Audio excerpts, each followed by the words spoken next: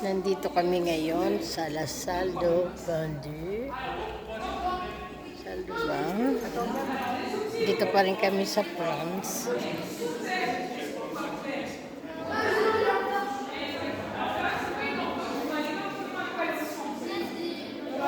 Ça fait combien de temps ici?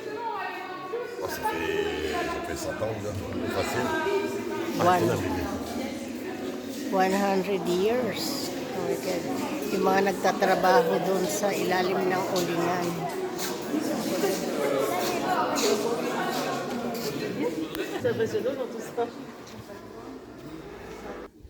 Ito ang part 1 namin. Ang grupo namin ay puro matatanda.